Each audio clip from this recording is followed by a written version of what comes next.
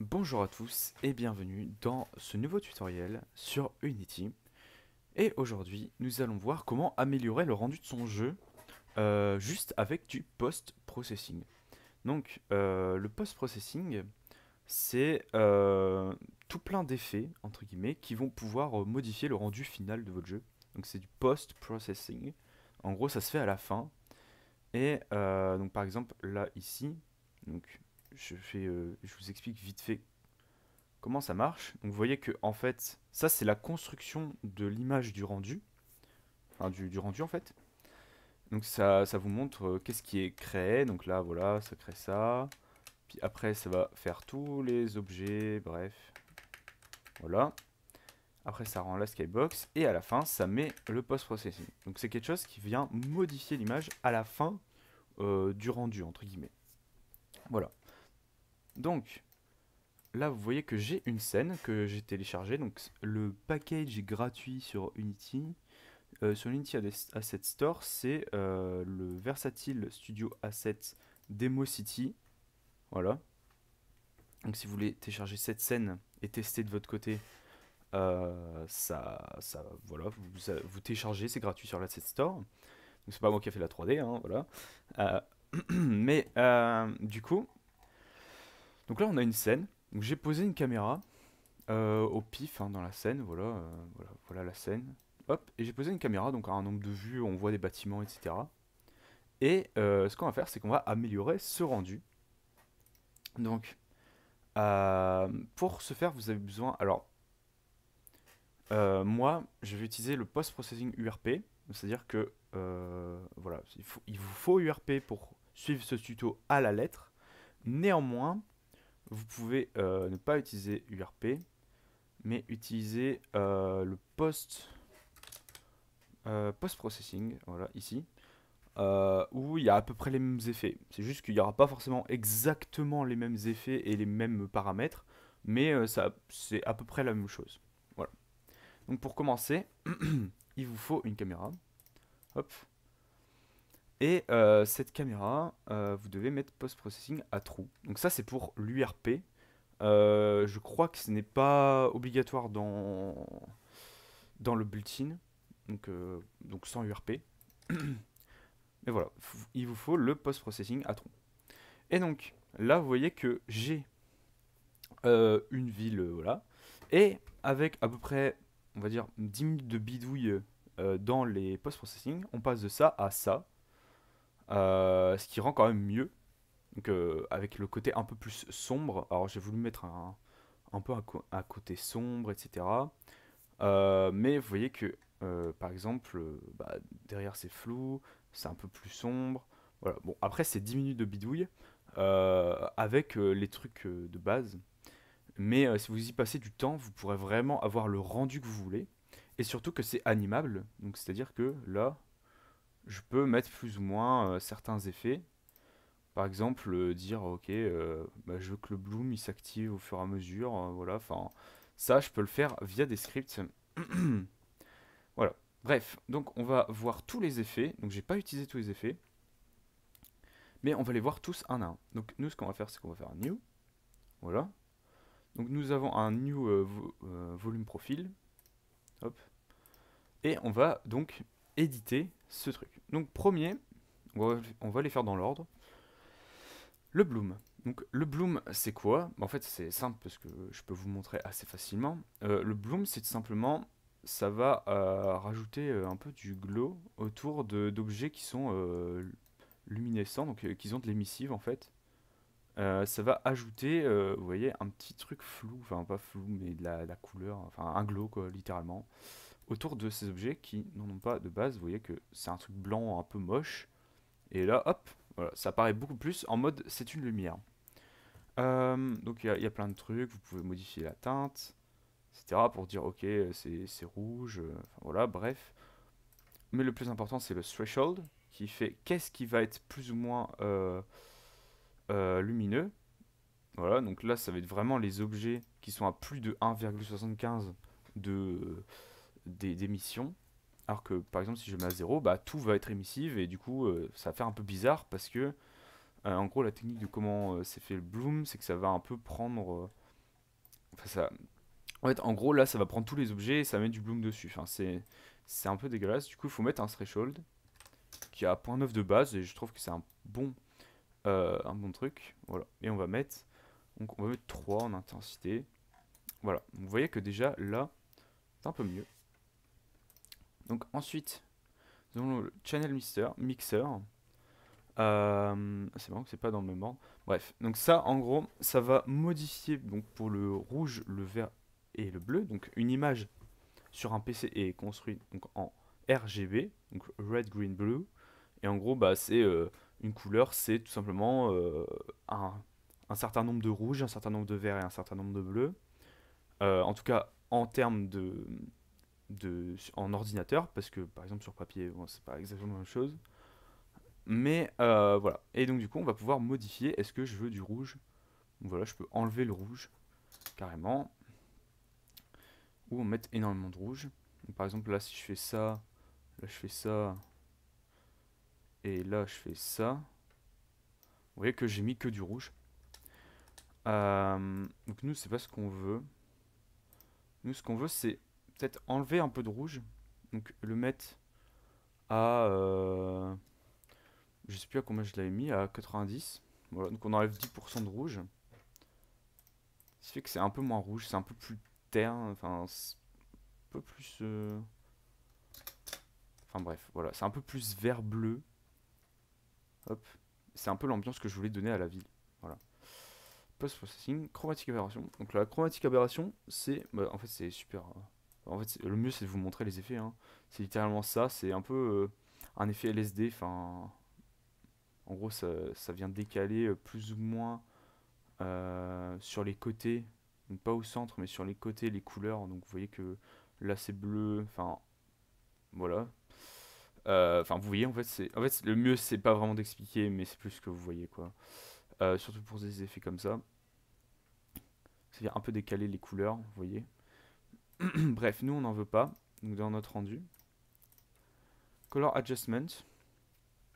Donc, le color adjustment, ça vient. Donc, tac. Modifier surtout le contraste. Donc, hop, vous voyez. Et la saturation. En gros, quand vous mettez la saturation à -100, bah, c'est du noir et blanc. Donc, en gros, c'est est-ce que les couleurs sont fortes ou pas, entre guillemets. En langage vraiment dégueulasse, enfin en langage simple. Ou est-ce que c'est plus du noir et blanc. Donc nous, ce qu'on veut, c'est plutôt un peu plus saturé et mettre un tout petit peu plus de contraste. Ouais, enfin, bref, hop, 10 de contraste, un tout petit peu. Hop. Alors je vous explique là tout, hein. C'est vraiment, faut que j'aille vite parce qu'il y a vraiment énormément d'effets. Donc ici les color curves, ça va pouvoir modifier bah, littéralement la color curve de l'image. Vous pouvez override, hop, et jouer avec. En vrai, c'est un peu ce qu'il faut faire hein, dans ce genre de truc. C'est jouer un peu avec les effets. Donc vous voyez que là, je sais pas, je vais mettre un peu plus de... Je baisse le bleu, etc. Donc du coup, ça fait que bah, ces couleurs-là sont un peu plus visibles. Voilà. Bref, nous, on va pas le faire. Sachant qu'il y a d'autres courbes. Hein. Vous pouvez modifier directement le rouge, par exemple. Dire, ok, il y a plus de rouge ici. Tac. Ou alors il y en a moins. Bref, voilà. Nous, on s'en fout. Color lookup, ça on va pas y toucher. Hop. Depth of field. Le depth of field, c'est quelque chose qui est assez important dans les jeux, euh, qui permet d'avoir, en fait, de focaliser la vision du joueur sur les éléments qui sont au premier plan. Donc en gros, là vous voyez que j'ai donc au premier plan de ma scène, bon j'ai ça, mais j'ai surtout ces deux bâtiments. Et en vrai, c'est un peu ce qui est au milieu. Et en fait, le problème, c'est que là, dans le rendu actuel, le joueur, il voit au même niveau de détail ça et ça. Ce qui fait que, en fait, c'est un peu. En fait, faut que cet élément au premier plan soit mis en valeur par rapport au fond. Et pour faire ça, on utilise un depth of field et pour en fait focaliser le niveau de détail sur ça et faire que bah, ça ce soit un peu flou. Donc c'est littéralement ce qui se passe quand on fait ça. Donc là le problème c'est comme c'est loin. Donc ça c'est du Gaussian, donc du coup hop, hop. Donc le Gaussian ça va prendre juste la distance. Hop, mais moi ce que je préfère, donc là vous voyez que hop, on dit ok à 170 tu commences à mettre du flou et puis après tu mets du flou jusqu'à derrière quoi, donc plus ou moins fort. Puis après vous pouvez régler le niveau de flou etc. Tac. Ou alors vous avez le deuxième depth of field qui est plus sur un focus en gros et qui va donc par exemple tac. Hop. Donc là on met tout flou donc parce que là c'est focus à 10 mètres, mais par contre si on vient augmenter un peu, hop, vous voyez que là que ça c'est un peu moins enfin c'est moins c'est un peu flou par rapport à ça. Donc nous ce qu'on va mettre c'est qu'on va mettre on va dire 60 en distance et 300 en force. En vrai on peut même peut-être un peu, voilà. Du coup ça, en fait ça focus vraiment la vision du joueur, non pas sur ça. En mode ça c'est loin parce que aussi dans les jeux en termes de performance par exemple pour cette ville, je sais pas si vous prenez un jeu comme Assassin's Creed qui a énormément de détails, enfin c'est une énorme map. En fait les objets au loin ils vont être moins détaillés par enfin pour optimiser en fait tout simplement. Et du coup en fait ça permet aussi de corriger un peu ce truc là, de les objets en fait on s'en fout qu'ils soient détaillés ou pas parce que de toute façon ils sont flous. Donc en fait on a juste par exemple là il pourrait juste foutre une texture blanche enfin, entre guillemets, alors que là on voit que bah, c'est une vraie texture etc. Enfin bref, c'est entre guillemets de manière très simple enfin les raisons de pourquoi le depth of field qui est vraiment un truc important dans les jeux. Voilà, enfin bref, vous pouvez régler plein de trucs. Merde, hop, voilà. Tac. On va mettre ça. Voilà. Ok, donc ça c'était pour le depth of field. Après nous avons le film grain. Donc en gros là ça va littéralement mettre du grain. Hop. Alors je sais pas si vous voyez. Mais en gros là il y a des petits grains. Il n'y a pas. Donc là c'est lisse. Et là il y a des genres de petits grains.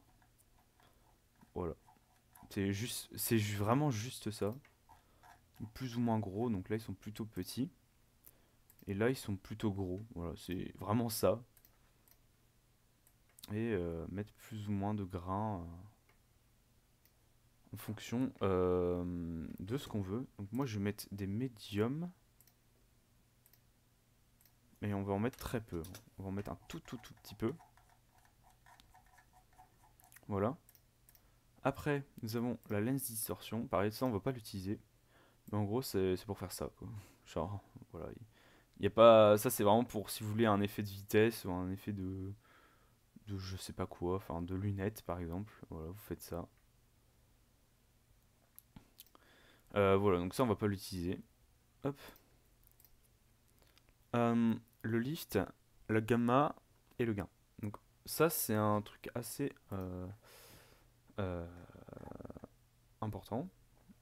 Car, en fait, ça va pouvoir contrôler les tons de l'image. Donc en fait, le lift, ça permet de contrôler les tons sombres. Vous voyez que là, je vais baisser tout ce qui est le plus sombre, je vais le baisser. Et là, il y en a carrément plus. Donc c'est vraiment les points de lumière qui sont là parce que c'est les trucs les plus lumineux. Bon, faut jamais mettre à 0, hein. Mais par contre, on peut le mettre par exemple à 0,98. Voilà. Donc un tout petit peu baissé. Vous voyez que l'image est un peu assombrie, mais seulement dans les trucs sombres. C'est-à-dire que les trucs lumineux ou moyens, ils restent assez clairs. pareil pour le gamma c'est plus pour les tons moyens. Donc là pareil on peut le baisser un tout petit peu, hop, parce que nous on veut un environnement un peu sombre. Et le gain c'est tout ce qui est très lumineux. Donc en gros c'est les lumières. Voilà. Et vous voyez que par exemple si je mets à 0, bah, comme il n'y a plus de lumière, bah voilà. Bref, ça on va le remettre à 1, on va pas y toucher. Voilà. Motion blur. Alors le motion blur, c'est tout simplement un effet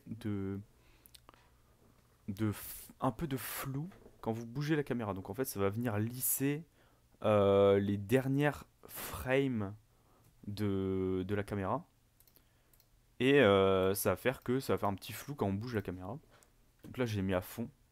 Et vous voyez que si je bouge la caméra, il y a un peu un flou. Alors que si jamais je le mets pas,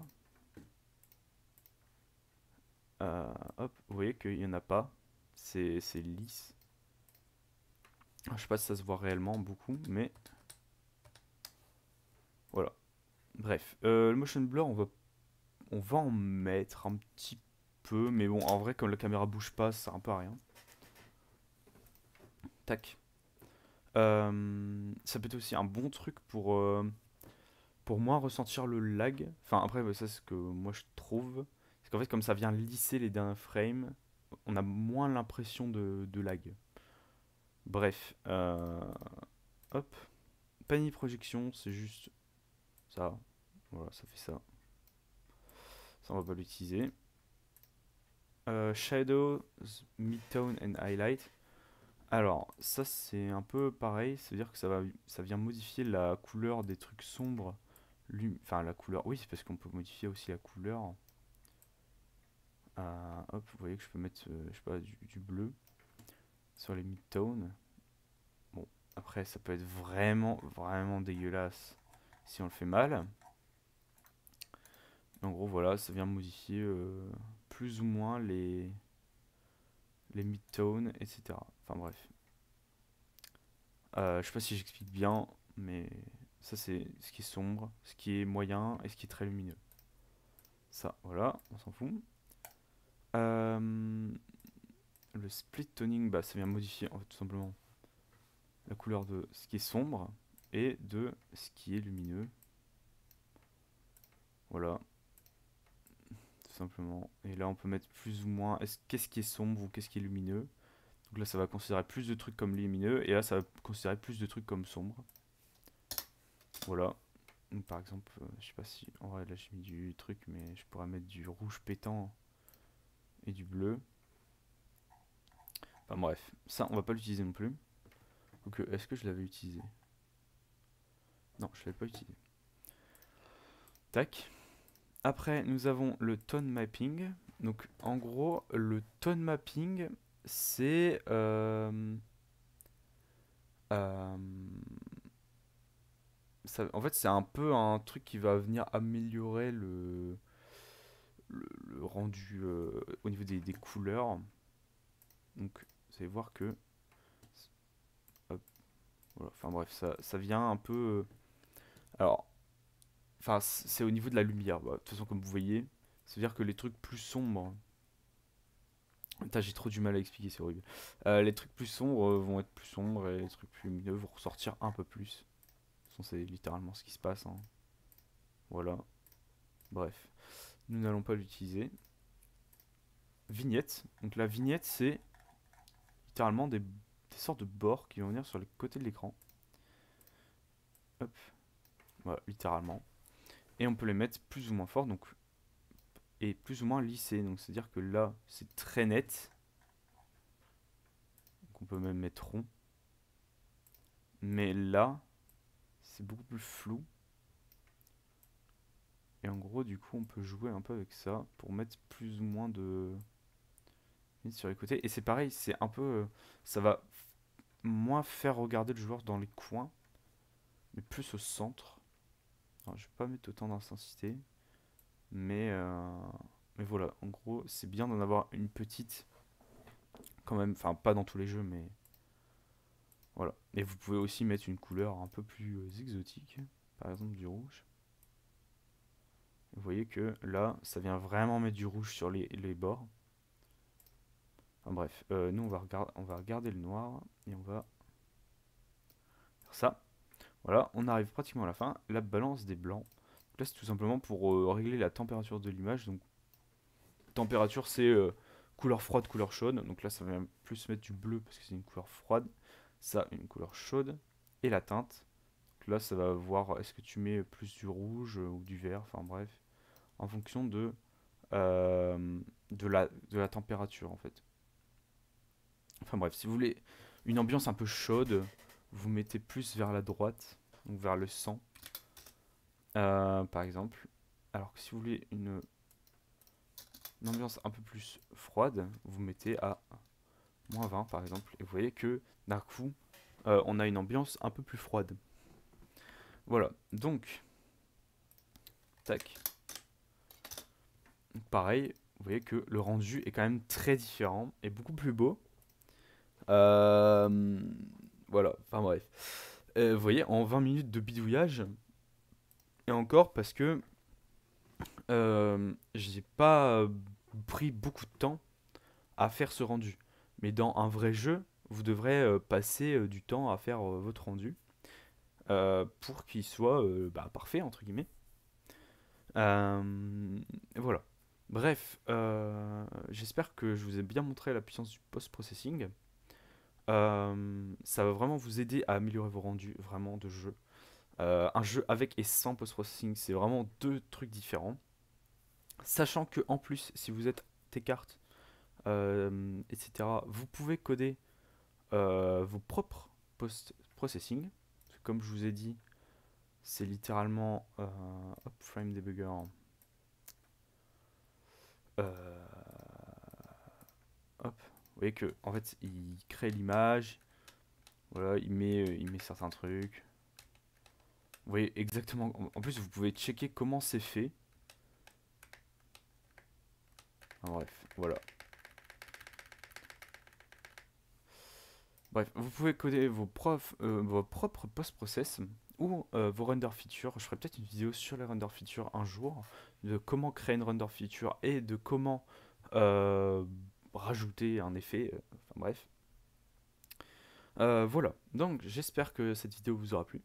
N'hésitez pas à vous exprimer que ce soit en pouce bleu, pouce rouge ou en commentaire. Je vous dis à la prochaine pour une nouvelle vidéo et je vous dis salut à tous.